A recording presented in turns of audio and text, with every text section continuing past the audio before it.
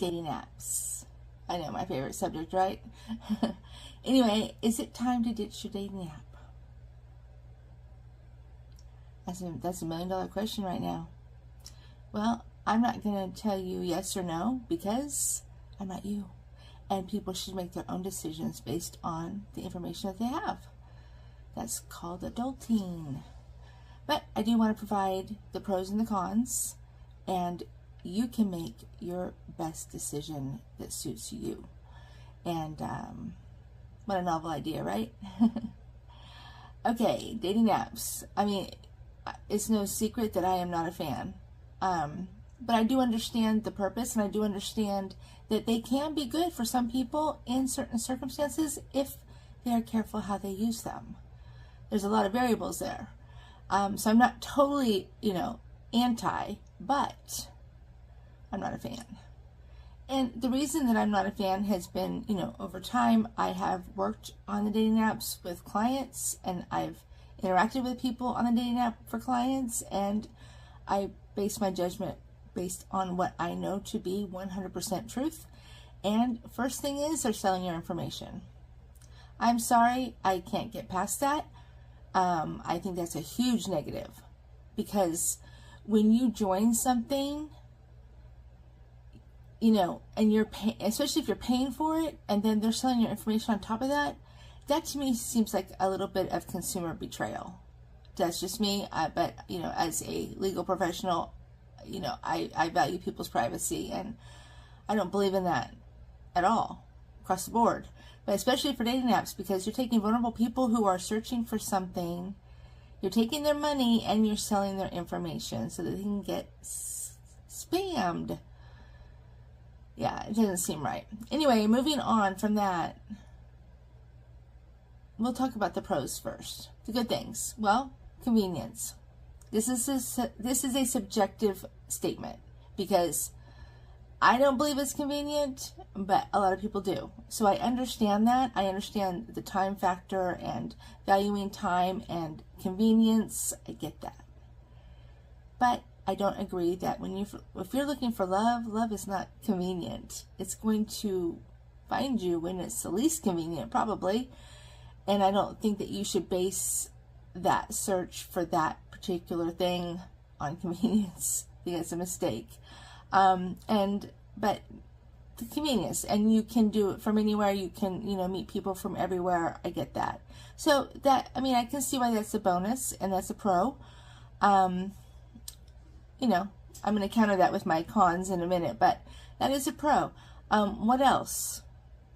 They match you. Well, they really don't. I've searched their code, and I've done the deep dive on the dating apps, and that's probably why I'm so against them. It's a database that, matches keywords. It's not rocket science. Not at all. I built a database one time. It was rough, but I did it. But anyway, moving forward, I don't really see that as a selling point. So we have convenience and the availability of so many people in the pool. I get that. I do, because odds. But what they don't tell you is, and I did the deep dive on this one too, how many men and how many women. Did you know that men are sometimes 3-to-1 to women? And men are 85% of the people that pay for these dating apps. So if you do the math, really the dating pool is not that big for you. Because the odds are stacked against you. And I don't know who's worse off, men or women, in that scenario. I think both. And I think it's kind of misleading that they make these claims that they're going to match and you're going to find love and you're going to live happily ever after, but what are they doing to prove it? That's the $1 million question. And that's, again, that's a negative in my book, but you may see it as positive, and if you do, that's on you.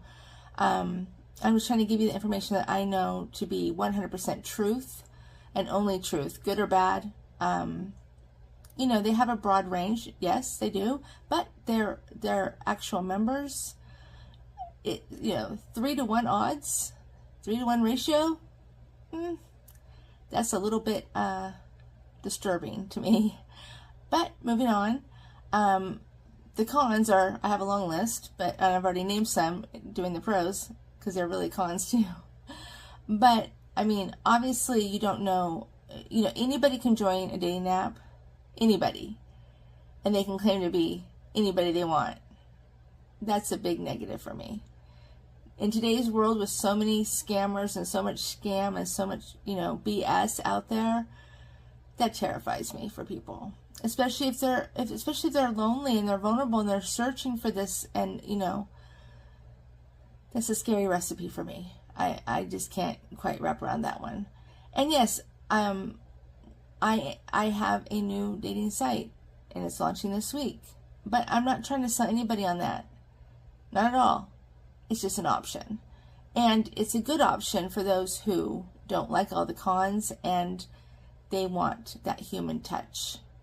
Because you cannot put chemistry in an algorithm. You can't.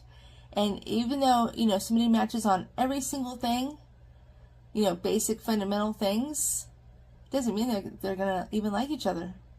And I went on one blind date in my life, and that was the situation. On paper, we were a perfect match. And, he was a nice guy, but zero chemistry. Zero. So that's why I'm so adamant about the chemistry thing, because chemistry is what draws people together. You can't have that on a dating app. You may think you have chemistry with somebody talking to them, because anybody can be anything they want behind a keyboard. Remember that.